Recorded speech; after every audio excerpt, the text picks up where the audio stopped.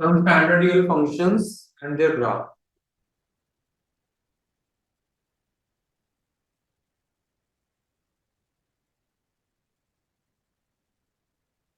सबसे पहला है आपका constant function.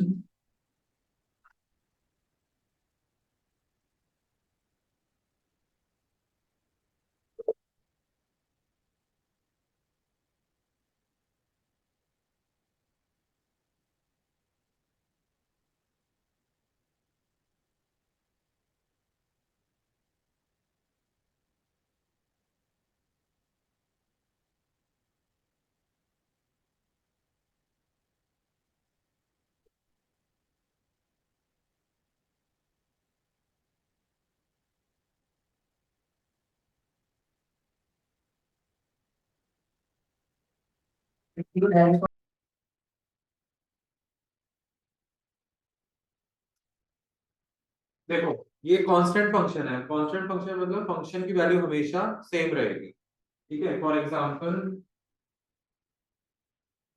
fx is equal to 2, है ना? तो मतलब ग्राफ कैसे बनेगा? Parallel to X axis. Function की वैल्यू k है, ठीक है। इसके अंदर आप x की कितनी भी वैल्यूज ले सकते हो, फंक्शन की आउटपुट क्या आएगी? हमेशा k। आंसर जैसे y fx is equal to 2 है, इसका ग्राफ बनाया अगर हम 2 का, ये आप ऑलरेडी 9 10 में बना चुके हो इस तरह के। तो ये बनेगा y इज इक्वल टू 2, ये बनाते थे।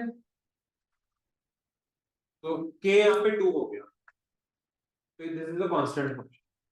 मतलब फंक्शन की value k is a fixed real number, fx is always equal to k, is always fixed, it's a line parallel to x axis. ठीक है।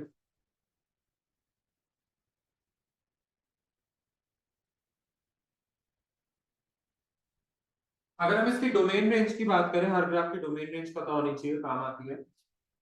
तो इसकी डोमेन क्या होगी? डोमेन क्या होती है? x की वैल्यूज जिसके लिए फंक्शन डिफाइंड है। क्या इसमें कोई भी ऐसी x की वैल्यू है जिसके लिए फंक्शन डिफाइंड नहीं होगा? नहीं है ना। हर x की वैल्यू के लिए फंक्शन की वैल्यू क्या है? k, जीरो नहीं k। ठीक है, तो डोमेन क्या हो जाएगा इसका? जीरो नहीं, रियल नंबर। जीरो कैसे होगा? ये समझ आया कि कांस्टेंट है, पैरेलल है, कांस्टेंट। अच्छा, ये समझ आया fx इक्वल टू वही है, उसको k मान लो 2 की जगह। y2 2k हो गया ना, तो ये k वाली लाइन y2 नहीं आती बनानी।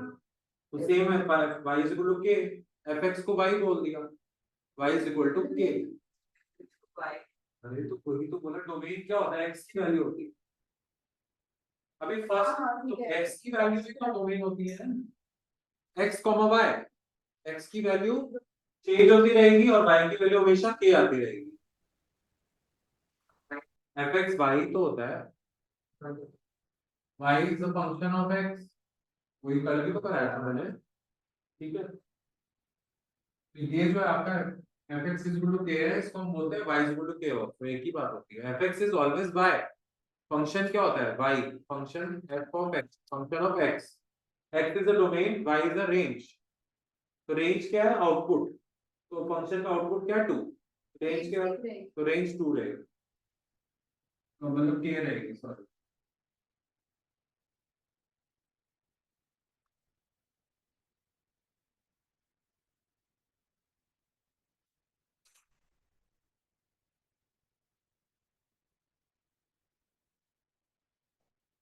fx is equal to k is the graph parallel to x।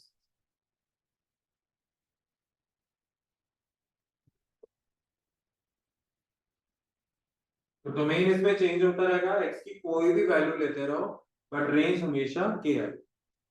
आप कोई भी पॉइंट लेके देख लो, वन, ये पॉइंट सपोज वन, ये वन है, ये टू है, ये थ्री है, ये फोर है, ये फाइव है।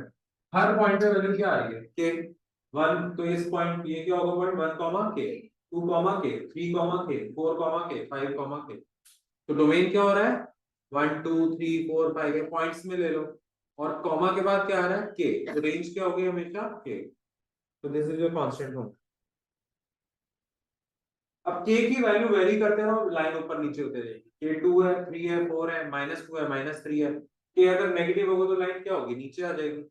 k -4 हुआ, -3 हुआ तो नीचे बनेगी ना लाइन। और k 0 हुआ तो x एक्सिस ओरिजिन से पास होगी। ठीक है, तो this is the constant function.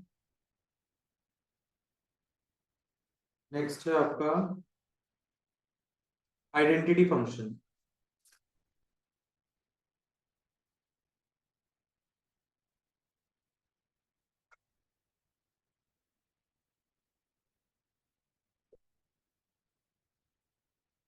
कि जितनी बार भी आप fx ले रहे हो ना, इसको y से इक्वेट करते हैं।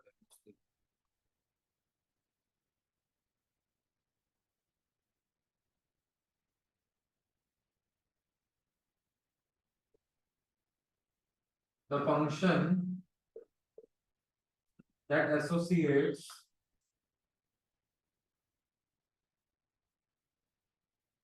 each real number to itself is called identity function.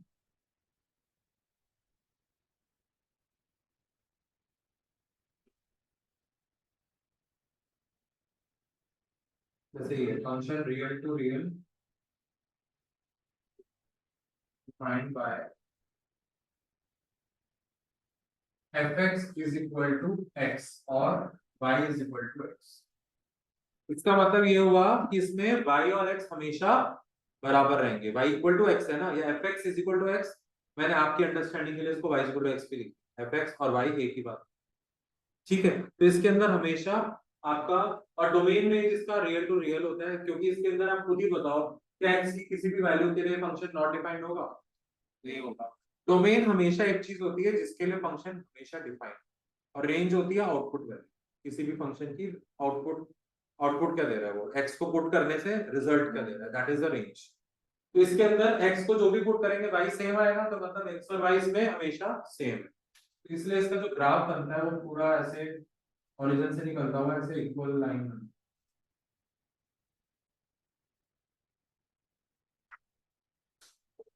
ठीक है, ये बोल दो, या fx x बोल दो। हर ग्राफ के डोमेन रेंज हमें पता होनी चाहिए। तो आइडेंटिटी फंक्शन के डोमेन रेंज क्या है, रियल नंबर्स। हमेशा आप x को कुछ भी डालते रहो, हमेशा you will get valid value, कोई नॉट डिफाइंड स्टेट में कभी नहीं जाएगा। ठीक है, तो इसका डोमेन हो गया रियल नंबर और रेंज हो गया। नेक्स्ट है आपका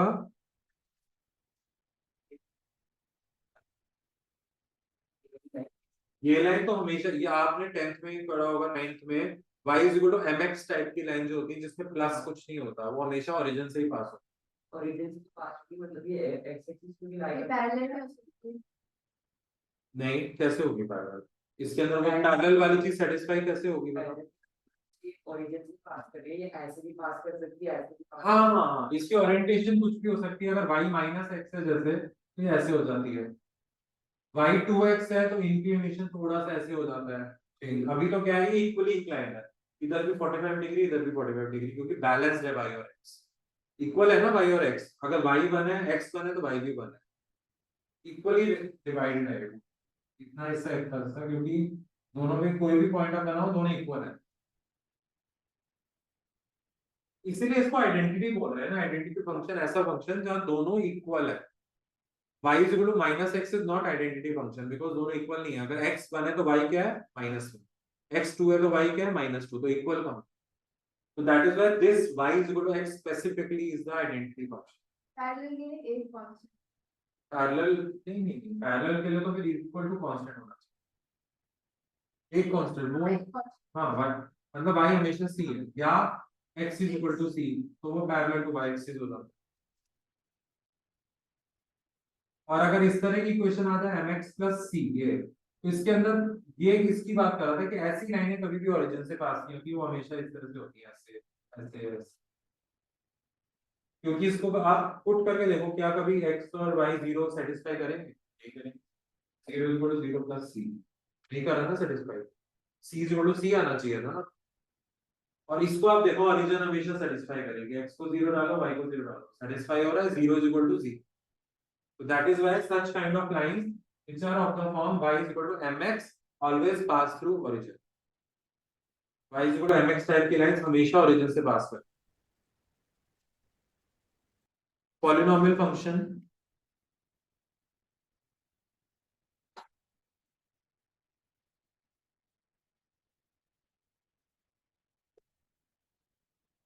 पॉलिनोमियल भी हमेशा r to r ही होता है.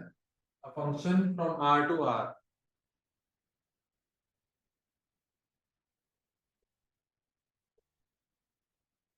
Function from r to r, ये डोमेन रेंज तुम लोग को भी काम आएगा, ऐसी बात नहीं है.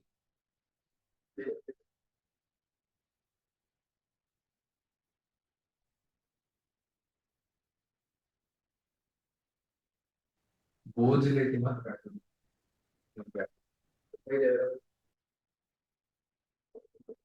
If for each said to be a polynomial function, if for each x in R, there exists a function fx या y is equal to, हम y बार बार ये होता है पॉलिनोमियल कोई भी लिखने का तरीका. ठीक है, ऐसे ही लिखते हैं ना पॉलिनोमियल को, where n is a non negative integer.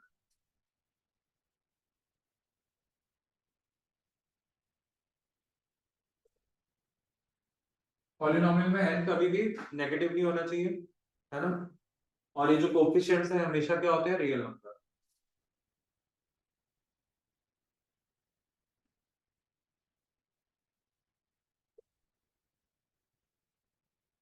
अब इसका कुछ स्पेसिफिक तो फंक्शन डिफाइंड होता नहीं है, कोई भी फंक्शन हो सकता है. इसकी डोमेन रेंज क्या होती है हमेशा पॉलिनोमियल की, domain R and range R. For example एक इसका क्वेश्चन ले लेते हैं जस्ट टू अंडरस्टैंड. जैसे दिया हुआ है example 13, y is equal to fx is equal to x square, और ये R टू R है, फंक्शन R टू R. ठीक है, अब इसका प्लॉटिंग आपको कैसे करनी है, कोई डब्बा लेके बॉक्स, x को 0 लो, कुछ वैल्यूज पॉजिटिव की ले लो, कुछ वैल्यू नेगेटिव की. लीनियर से अलावा जो दूसरे ग्राफ्स बनाते हैं उसमें दो वैल्यू, कम से कम दो, दो पॉजिटिव दो नेगेटिव और एक ओरिजिन, 5-6 वैल्यूज पे बना. तो ओरिजिन ले लो, जैसे x0 पे y0 आएगा, x1 पे y1, x2 पे y4. ऐसे नेगेटिव ले लो, -1 पे x1, x-1 पे y1, -2 पे 4, -3 पे 9. इसमें भी ले लो 3. इसको प्लॉट कर दो. प्लॉटिंग आनी चाहिए बेसिक कोई भी फंक्शन की. 5-6 तो लेनी होती है, कुछ 2-3 पॉजिटिव ले लो, 2-3 नेगेटिव और एक ओरिजिन. ठीक है, और नॉन लीनियर ग्राफ्स में आप हमेशा स्केचिंग रफ हैंड से करते हो, मतलब आप स्केल्स यूज नहीं करते पॉइंट्स को ज्वाइन करने के लिए. जैसे लीनियर में क्या करते थे हम ग्राफ्स में, स्केल यूज करते थे. तो जो नॉन लीनियर ग्राफ्स होते हैं जिसमें डिग्री 1 से ज्यादा अलग होती है, उसके अंदर हमेशा ग्राफ रफली आप ऐसे स्केच कर देते. 1,1, 2,4, 3,9.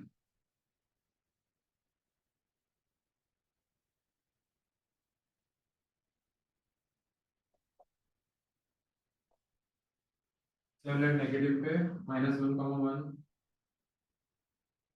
-2,4, -3,9.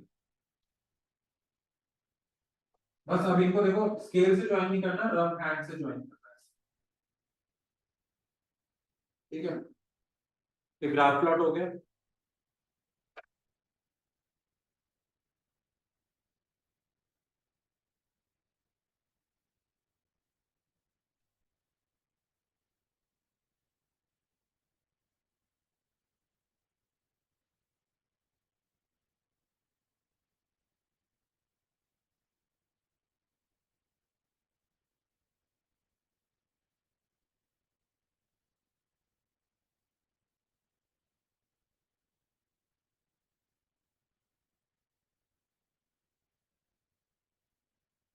तो थ्रेशोल्ड के बाद मॉड्यूलस सिग्नम आने वाला है बस 2-3 मिनट। समझ आ गया प्लॉटिंग? तो इस तरह से किसी भी ग्राफ की आप प्लॉटिंग कर सकते हो। कोई भी आपको दिया हो ऐसे बॉक्स बनाओ, 3-4 पॉइंट पॉजिटिव लो, 2-3 पॉइंट नेगेटिव लो, एक ओरिजिन ले लो और उनको प्लॉट करके उनको रफ हैंड से ज्वाइन करो। स्केल से मत करना, non non linear graph scale से कभी ज्वाइन नहीं होता। ठीक है, ये ध्यान रखना। नेक्स्ट है रैशनल फंक्शन। इसका डोमेन रेंज क्लियर है? पॉलिनोमियल्स का हमेशा डोमेन आर और रेंज आर ही होती है, क्योंकि पॉलिनोमियल्स की जैसे ये ही ले लो पॉलिनोमियल, क्या एक्स की किसी भी वैल्यू के लिए नॉट डिफाइंड स्टेट में जाएगा? नहीं। कोई भी एक्स जीरो भी ले लो तब भी वाई जीरो आएगा, नॉट डिफाइंड क्यों नहीं हुआ? और रेंज क्या है? आप इनफाइनाइट आती रहेगी, एक्स की वैल्यू डालते रहो, वाई की वैल्यू निकलती रहेगी, कोई लिमिट नहीं है। अभी देखना ये लोग डोमेन में क्वेश्चन से कितना मजा है। रैशनल फंक्शन एक टू थ्री शक्लें क्यों दे रहे हैं? मेरे फायदे के लिए बताया होगा।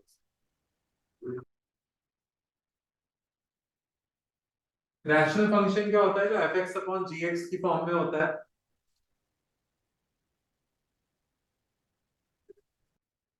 Where F X G X are polynomial functions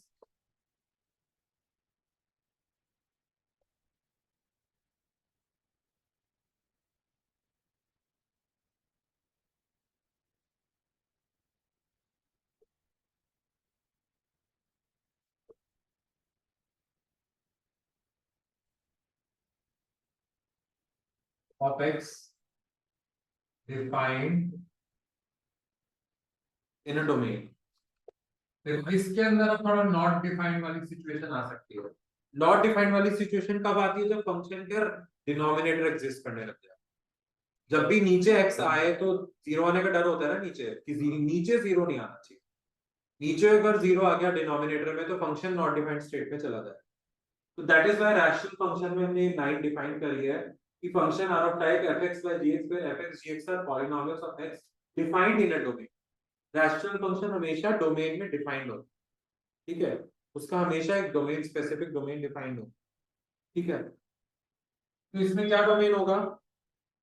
कभी भी डिनोमिनेटर जीरो नहीं होना चाहिए। You have to mention where, this is very important thing, that denominator should not be equal to zero. और ये आपके डोमेन रेंज निकालने में भी काम आएगी statement, denominator should not be equal. ये चीज क्लियर है ना कि डिनोमिनेटर जीरो नहीं होना चाहिए रैशनल फंक्शन। फॉर एग्जांपल इसके हम डोमेन रेंज डिफाइन नहीं कर सकते ऐसे, यहाँ पे फंक्शन टू फंक्शन वेरी करता है। ठीक है, रेंज डोमेन क्या होगी? फंक्शन टू फंक्शन वेरी करता है। Example 15, define a real valued function F R minus zero to R. जैसे इसमें तो इसने दे ही दी टू आर, या मैं आपको बोलूं, चलो जस्ट फॉर अंडरस्टैंडिंग, फंक्शन दिया हुआ है 1/x, तो डोमेन क्या होगी इसकी? x जीरो नहीं होना चाहिए? क्या x जीरो हो सकता है? x की जीरो के अलावा किसी भी वैल्यू के लिए नॉट डिफाइंड स्टेट में जाएगा? बताओ, जीरो के अलावा कुछ भी डाल दो यहाँ पे, क्या ये नॉट डिफाइंड स्टेट में जाएगा? नहीं जाएगा ना। जीरो के अलावा बस जीरो पे जाएगा, है ना? तो इसलिए x can not be zero. तो डोमेन क्या होगा? Domain can be any real number, but उसमें से हमें जीरो को निकालना पड़ेगा। जब भी कोई चीज निकालनी होती है आप उसको माइनस कर दो। ठीक है, रेंज क्या होगी?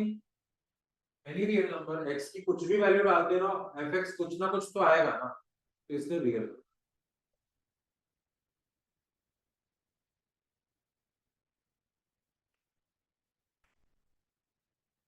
तो ग्राफ देख लो उसकी प्रॉब्लम।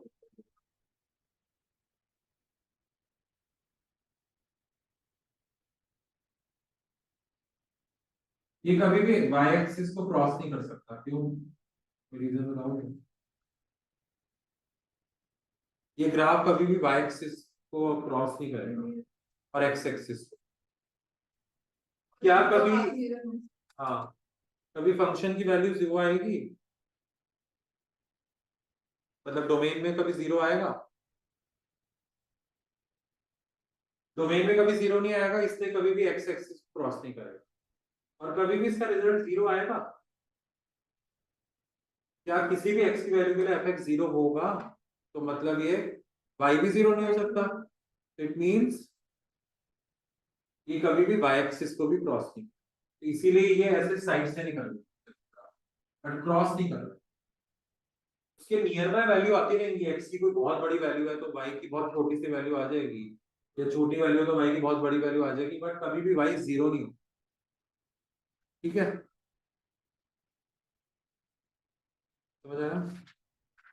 तो हमें इसमें करेक्शन करनी चाहिए। क्या करेक्शन करनी चाहिए रेंज में? अभी मैंने खुद ही बोला वाई कभी भी जीरो नहीं हो सकता, तो रेंज क्या होना चाहिए? This is not correct. ये तो मैंने इसी को देख के लिख दिया था। फिर डिस्कस करने के बाद आप मुझे बताओ रेंज क्या होनी चाहिए, आर माइनस। समझ आ गया? इस तरह से डोमेन रेंज छोटे छोटे फंक्शंस के निकाल। ठीक है, तो डोमेन भी आर माइनस जीरो, क्योंकि इसके अंदर ना वाई जीरो हो सकता है ना एक्स जीरो। एक्स की किसी भी वैल्यू के लिए वाई जीरो नहीं होगा और एक्स तो जीरो हो ही नहीं सकता, क्योंकि एक्स जीरो पे फंक्शन इज नॉट डिफाइंड। यहाँ तक क्लियर है? बताओ कुछ पूछना। हम्म, ऊपर कैसे जीरो रखोगे? वन है। क्यों रखोगे? वन को तुम हटा के जीरो कैसे कर सकते? तो जीरो तो मतलब फंक्शन ही जीरो हो गया वो तो फिर। तो ये फंक्शन थोड़ी हुआ, हम इस फंक्शन स्पेसिफिक इसकी बात कर रहे हैं। डिनोमिनेटर जीरो, फिर तो फंक्शन ही जीरो हो गया ना, वो फंक्शन बचा ही नहीं। फंक्शन कैसे बचेगा अगर आप फंक्शन को ऐसे ले लोगे, जीरो अपॉन एक्स?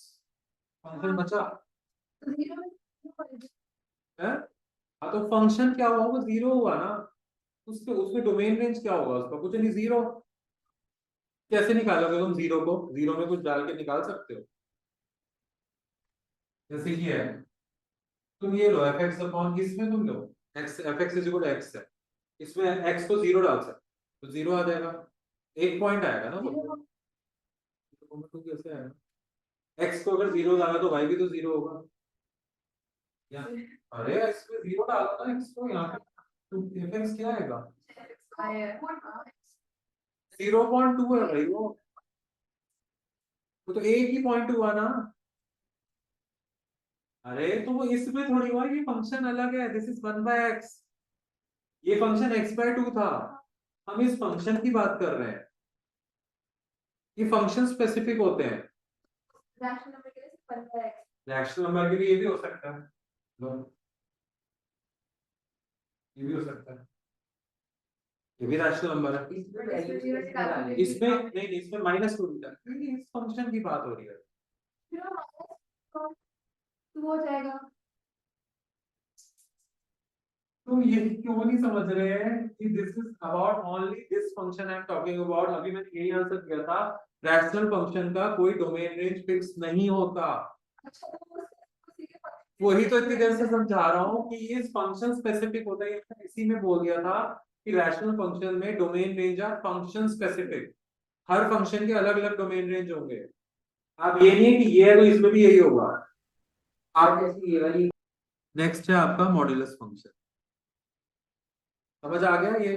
अभी क्वेश्चंस करेंगे और क्लियर हो जाएगा। अभी मैंने सिर्फ एक एग्जांपल कराया।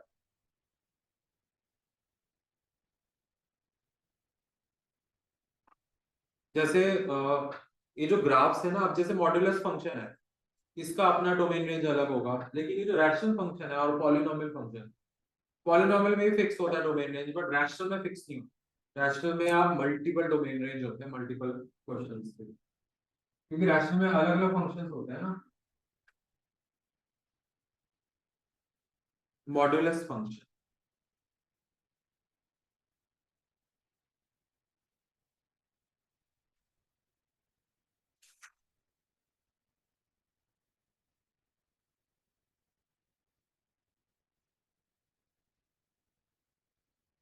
फंक्शन डिफाइंड बाय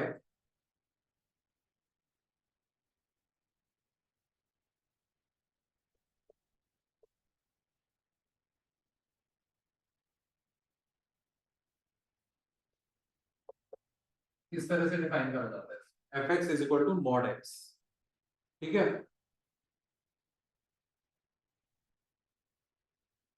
इसका फर्दर डेफिनेशन होती है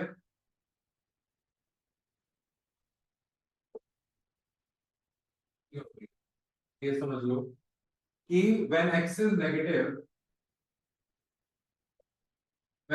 नेगेटिव तो मॉड x हो जाता है -x,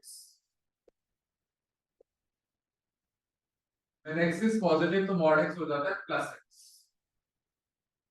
मॉड का आउटपुट हमेशा पॉजिटिव आना चाहिए, जो मॉड फंक्शन है हमेशा पॉजिटिव आना चाहिए, ठीक है। नहीं नहीं, यही मैं अभी क्लियर कर रहा हूँ। जैसे x लेस देन 0 के लिए कुछ एग्जांपल ले लेते हैं, -1 तो फंक्शन जो हो जाएगा वो हो जाएगा, इसका मतलब हो जाएगा minus of minus, minus minus plus, x -1 लिया है ना, तो मॉड्यूलस फंक्शन हमेशा आउटपुट में पॉजिटिव वैल्यूज को देता है। तो मॉड ऑफ -1 क्या होगा, माइनस ऑफ x, मतलब जब भी x नेगेटिव है तो मॉड्यूलस क्या करेगा, अपने आप उसके आगे माइनस लगा देगा, जिससे वो उसको प्लस कर सके। पॉजिटिव पॉजिटिव ही रहेगा भाई, when x is greater than 0 it is positive, the modulus function property is it gives output as a positive value, in negative को भी पॉजिटिव में कन्वर्ट करता है। ये फंक्शन है, इसको डिफाइन अपने हिसाब से नहीं, हमें जबरदस्ती नेगेटिव को पॉजिटिव करना है, तो उसके लिए हमें माइनस बाहर लगाना ही पड़ेगा। अब माइनस को प्लस कैसे करोगे, माइनस से मल्टीप्लाई करके, तो बस। और अगर x ग्रेटर देन 0 है, ये लिखो एग्जांपल आप, x2 है, f2 क्या हो जाएगा, mod 2 इज इक्वल टू 2, ठीक है।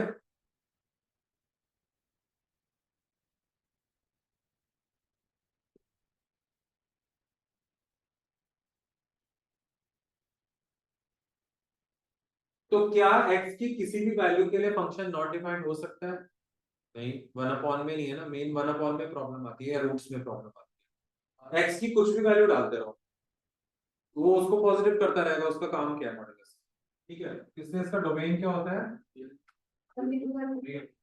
0 पे 0 आएगा। अच्छा 0 का मैंने लगाया नहीं, ग्रेटर देन इक्वल टू के साथ, greater than equal to 0, greater than के साथ लगा दो 0, ठीक है।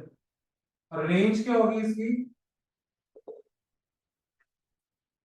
Positive real numbers.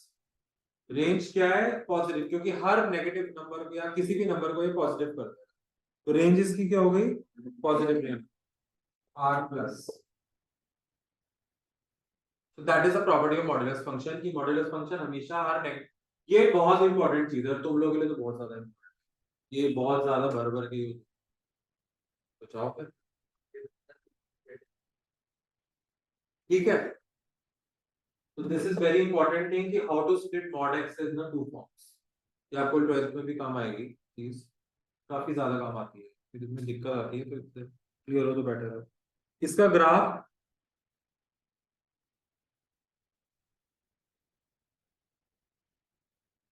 इसका ग्राफ कभी भी नेगेटिव में नहीं जाएगा, तो मैंने नीचे नेगेटिव वाली y एक्सिस इतनी नहीं ली है, ग्राफ भी तुम लोगों को काम आएगा।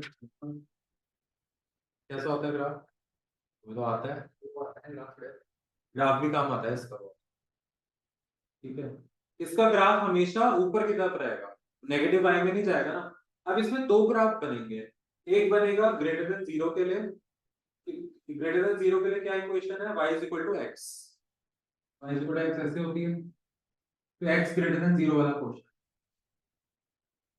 ठीक है। और लेस देन 0 के लिए क्या है, y is equal to -x। ये मैंने कंबाइंड fx लिया हुआ है, लेकिन दोनों को अलग अलग लिख सकते हो ना, fx is equal to x, fx is equal to minus, तो y is equal to x हो गया, और x लेस देन 0 के लिए y -x, ठीक है।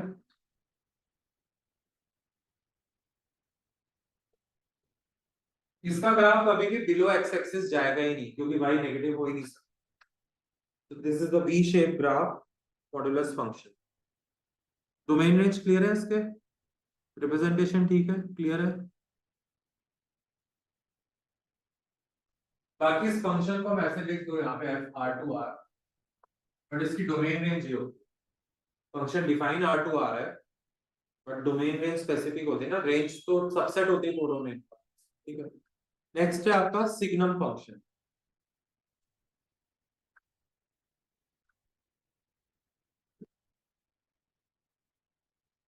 मॉडुलस में कोई डाउट है?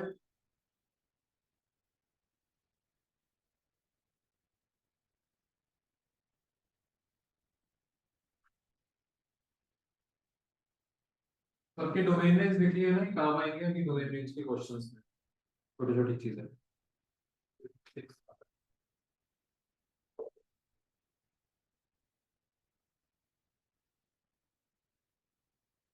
सिग्नम फंक्शन, ये भी आर टू आर डिफाइंड होता है।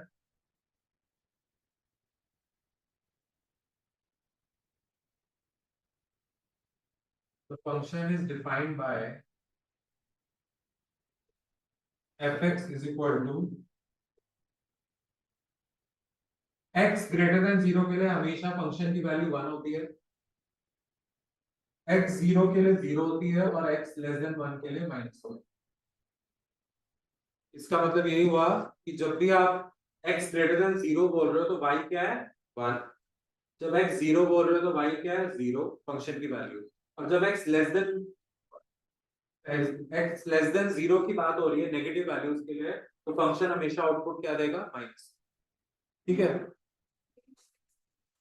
हाँ रेंज इसकी फिक्स्ड है 1 0 minus, is called signum function.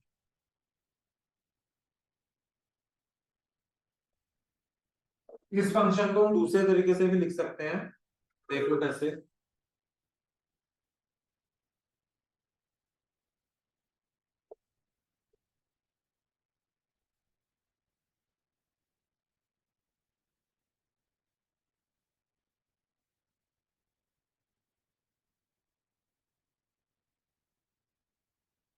बोलोगे कैसे हुआ ये, इसको समझ लो, ये बहुत इंपॉर्टेंट चीज है फॉर यू ऑल्सो। कैसे ब्रेक करते हैं इसको, इसका मतलब क्या हुआ, x 0 के लिए वैल्यू 0 है और 0 के अलावा अपार्ट फ्रॉम 0, अपार्ट फ्रॉम 0 में नंबर लाइन क्या क्या आ जाती है, पॉजिटिव एंड नेगेटिव। तो इस पोर्शन को आप दो पार्ट में ब्रेक कर सकते हो, यहाँ पे मैं ब्रेक करके बता रहा हूँ। x नॉट इक्वल टू 0 का मतलब x ग्रेटर देन 0 है ना। अब x ग्रेटर देन 0 के लिए मॉड x क्या होता है भाई, जब हम यहाँ पे जब इसको खोल रहे हैं तो मॉड को भी तो खोलना पड़ेगा, प्लस x, तो हो जाएगा x अपॉन x, ये क्या हो जाएगा 1, इसलिए x ग्रेटर देन 0 के लिए 1।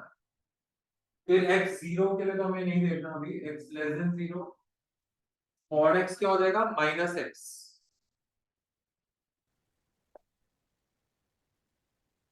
मॉड x प्लस x हो जाएगा x में माइनस, इसकी वैल्यू तो हम नहीं डाल रहे ना, तो मॉड x को खोल रहे हैं, x के अंदर माइनस थोड़ी डालोगे तुम, जब तुम वैल्यूज पुट करोगे तब होगा x।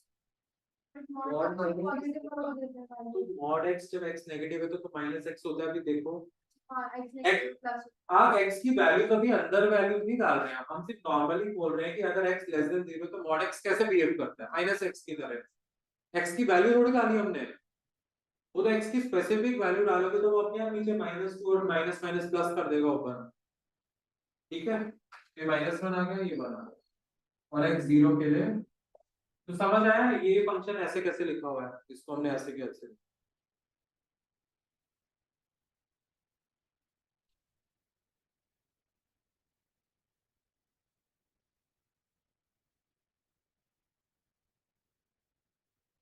ठीक है, तो इस तरह से ब्रेक होके लिखा है।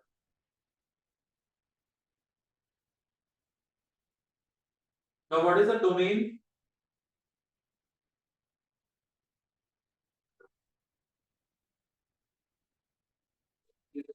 रियल नंबर्स हैं, क्योंकि ये हर आपकी वैल्यू के लिए डिफाइंड है, x 0 के लिए भी डिफाइंड है अलग से, पर डिफाइंड तो है ना, नॉट डिफाइंड तो नहीं है, तो इसलिए इसकी डोमेन r हो जाएगी, रेंज क्या हो जाएगी 1 0 माइनस।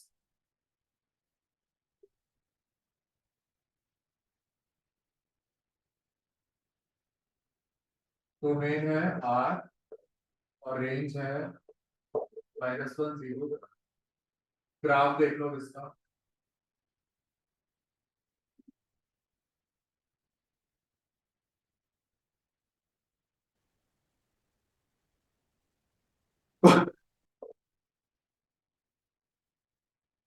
देखो अब इस ग्राफ में वो क्या बोल रहा है, x ग्रेटर देन 0 के लिए जिसमें 0 इंक्लूडेड नहीं है वैल्यू 1 है, इसमें 0 इंक्लूड नहीं है इसलिए हमें इसको ओपन सर्कल करना पड़ेगा। ये पढ़ाया था ना मैंने ओपन सर्कल में सेट्स में कि वो वैल्यू इंक्लूडेड नहीं, ठीक है। तो x की वैल्यू ग्रेटर देन 0 के लिए 1 है तो 0 इंक्लूड नहीं कर रहा है, और x 0 के लिए वैल्यू क्या फंक्शन की 0, इसलिए 0 पे डार्क सर्कल ही आ जाएगा, फिल्ड सर्कल। x 0 के लिए वैल्यू 0 है फंक्शन, क्योंकि अगर हम ये नहीं लगाएंगे तो x 0 पे फंक्शन की वैल्यू 1 दे देगा ना वो। अगर मैंने यहाँ पे ओपन सर्कल नहीं लगाया x 0 पे वैल्यू 1 नहीं दे देगा, अगर मैंने यहाँ पे नहीं लगाया, मैंने ऐसे बना दिया x 0 पे क्या है फंक्शन की वैल्यू 1, मैंने कुछ भी सर्कल नहीं लगाया तो x 0 पे फंक्शन की वैल्यू क्या है, इसको देख के बताओ क्या है 1, बट गलत है ना, x 0 पे तो फंक्शन की वैल्यू 0 है। उसी के लिए हमें यहाँ पे इसको ऐसे फेल्ड सर्कल बनाना पड़ा और इसको एम्प्टी करना। ये बता रहा है कि x 0 पे वैल्यू 1 नहीं है 0 है फंक्शन, ठीक है क्या हुआ और x लेस देन 0 के लिए माइनस, इसके अंदर भी जिससे कंफ्यूजन ना हो हमने इसको ओपन सर्कल बना दिया, so that it is clear that x 0 पे वैल्यू -1 नहीं है 0 ही है।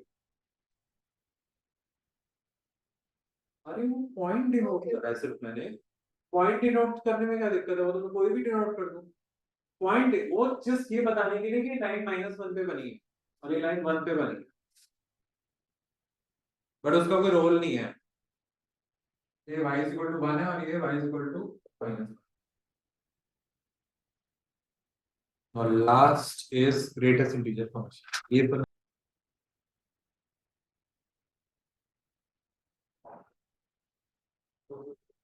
6 7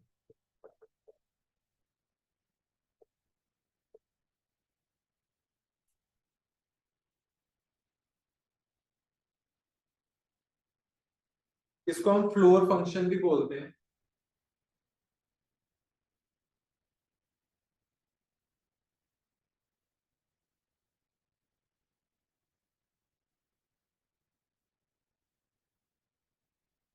The function f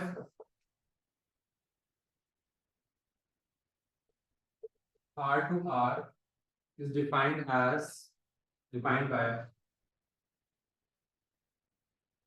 fx is equal to sx, square braces type की चीज होती है, ठीक है।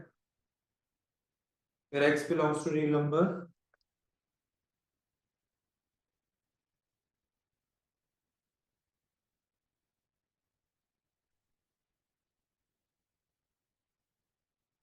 इसकी वैल्यूज जो होती हैं वो समझ लो,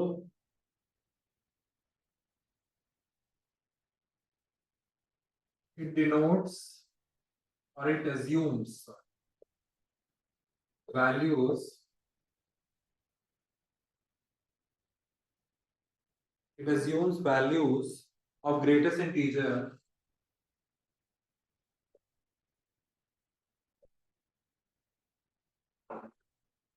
less than or equal to x। कैसे होता है वो समझो,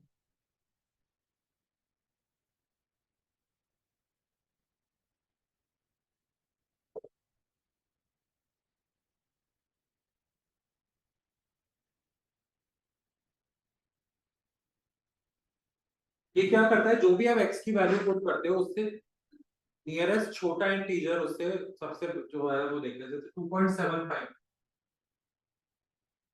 2.75 से छोटा इंटीजर कौन सा है नियरेस्ट 2, तो इसका मतलब यही हुआ ना, it assumes the value of greatest integer less than और इक्वल टू x, तो ये जो ये x है, अगर आप इसको नंबर लाइन पे समझो 0 1 2 3, 2.375 यहाँ पे आएगा है ना। अब 2.75 से नियरेस्ट छोटे इंटीजर्स 2 भी है 1 भी है 0 भी है -1 भी है, बट ग्रेटेस्ट कौन सा है 2 नियरेस्ट, तो दिस इज द आंसर। ये बना लो आपको क्लैरिटी रहेगी उससे, अगर अंदर इंटीजर ही है तो उसका आंसर इंटीजर ही आएगा। इंटीजर वैल्यू, क्योंकि इसका नाम ही है ग्रेटेस्ट इंटीजर फंक्शन, ये आउटपुट में हमेशा इंटीग्रल वैल्यूज को दे, फ्रैक्शंस को भी है इंटीजर्स में कन्वर्ट कर, और फ्रैक्शंस में भी जो फ्रैक्शन है ना ये पॉइंट्स, फ्रैक्शन ही तो है ये, उसको भी इसने इंटीजर में कन्वर्ट कर दिया। ठीक है, k/2 लाइक 1.5 है तो बनो, इसकी वैल्यू आ गई, d की आ गई 3, जैसे 0.74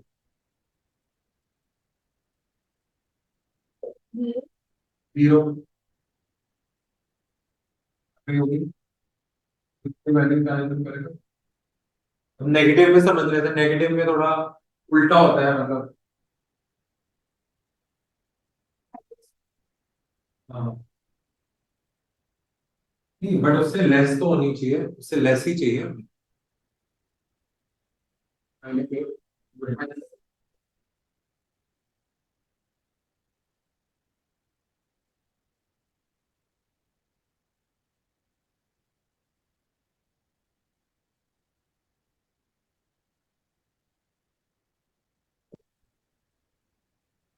ये -7.45 यहाँ कहीं आएगी।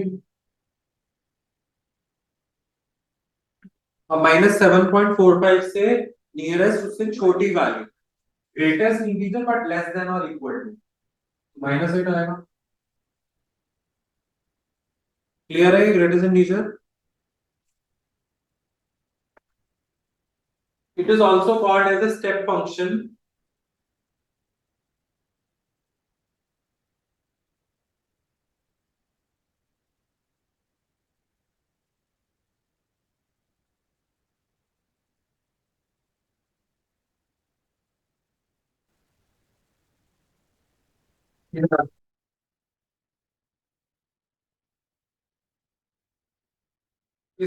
इसको हम स्टेप फंक्शन इसलिए बोलते हैं क्योंकि इसका ग्राफ जो है थोड़ा स्टेप की फॉर्म में बनता है। ठीक है,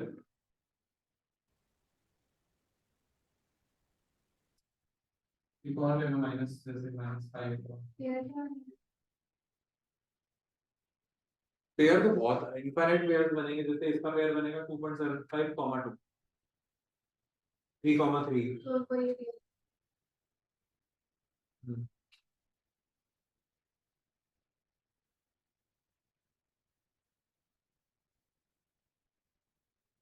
-5 का भी,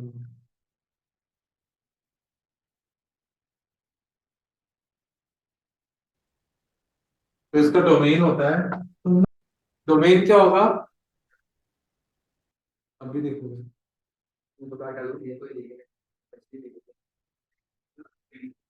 डोमेन आर हो गया, रेंज इंटीजर्स। ठीक है,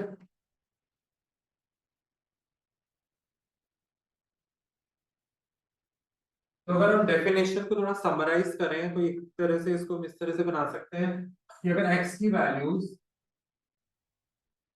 0 से -1 के बीच में है, इंक्लूडिंग -1, तो उसकी वैल्यूज हमेशा क्या आएंगी, 0 से -1 के लिए लाइक -0.1, -0.2, -0.3 सबकी वैल्यू क्या आएगी, -1।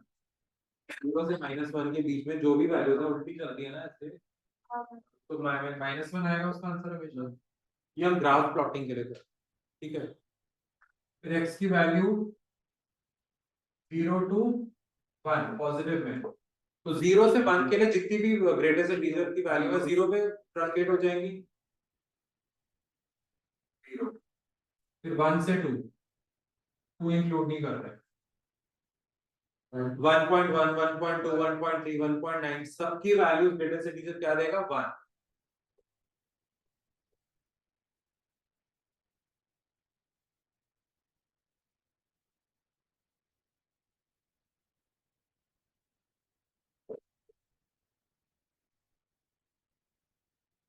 टू से 3 में 2, तो एक तरह से ये स्टेप्स बन गए हमारे,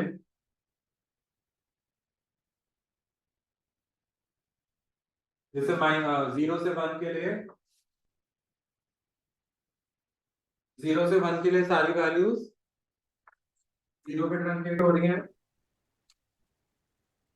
1 से 2 के लिए 1 से 2 के लिए फंक्शन की वैल्यू क्या है, y की वैल्यू 1, मतलब यहाँ पे बनेगा 1, ठीक है। 2 से 3 के लिए 2, ग्राफ पे थोड़ी प्लॉट करना है, वो तो पॉइंट पे ये बता रहा है इसकी वैल्यू ये है, ग्राफ तो वैल्यू देता है, इसका मतलब यही तो हुआ, प्लॉट हो दोगे अपने आप की 1.1 है, 1.2 है, 1.3 है, सबकी वैल्यूज, आंसर क्या आएगा 1। 2 से 3 के लिए जैसे 2.1 2.2 सबकी वैल्यू क्या है 2।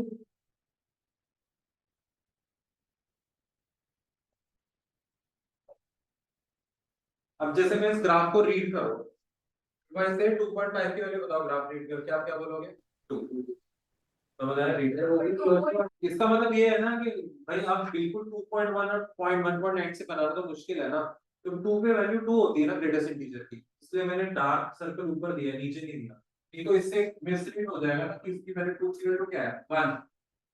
अब ये डार्क सर्कल जो है ये बता रहा है कि 2 की वैल्यू 2 ही है, 1 की वैल्यू 1 है, और ऐसे नेगेटिव में हो जाएगा, -1 से 0 क्या होगी सारी वैल्यू -1,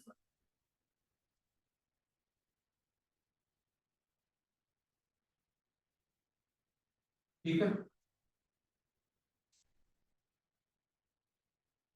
ऐसे ही नीचे बनाते हैं।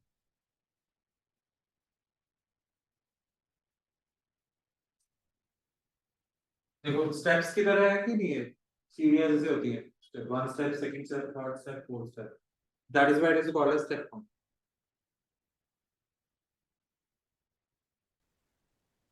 तो ये आपका क्रिटिसिज्म है।